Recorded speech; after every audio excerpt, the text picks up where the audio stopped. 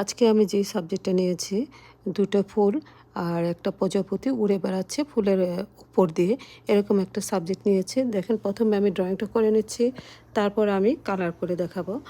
এটা কি ফুল আর জানি না, আমি ফুলের নামটা ভুলে গেছি। আপনারা যদি কেউ জেনে থাকেন তাহলে আমাকে একটু বলবেন কমেন্টসে গিয়ে এটা কি ফুল। এটা আসলে আমি সত্যি ভুলে গেছি, ফুলটার নামটা জানতাম, কিন্তু এই মুহূর্তে আমি ভুলে গেছি এই ফুলটার নাম। অনেক সুন্দর একটা ফুল। এখন ড্রয়িংগুলো করা শেষ হয়েছে, তারপর আমি কালার দিচ্ছি।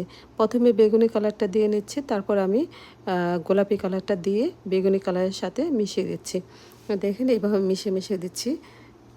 তো এই ফুলটা করা শেষ হয়েছে, তারপর আমি দ্বিতীয় ফুলটা একই কালার দিয়ে করছি। দেখেন, এই তো কালার দিয়ে করা হয়ে গেল, ফুল দুটো আঁকা শেষ হয়েছে। এখন পাতাগুলো কালার করে দিচ্ছি। সরি,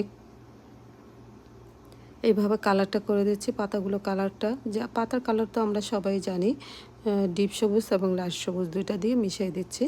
প্রথমে আমি ডিপ সবুজটা দিয়েছি, তারপরে এখন লাইট সবুজটা দিয়ে মিশিয়ে দিচ্ছি।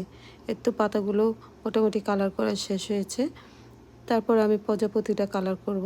দেখেন, প্রজাপতি কালারটা দিচ্ছি ব্লু কালারটা দিয়ে, তারপর আমি কিছু অন্য কালার দিয়ে মিশিয়ে দিব।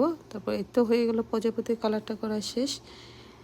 আমার মোটামুটি সাবজেক্টটা করা শেষ হয়ে গেলো। এখন আমি একটু বর্ডার টেনে দিলাম। বর্ডার টেনে দেওয়াতে দেখেন এখন কিন্তু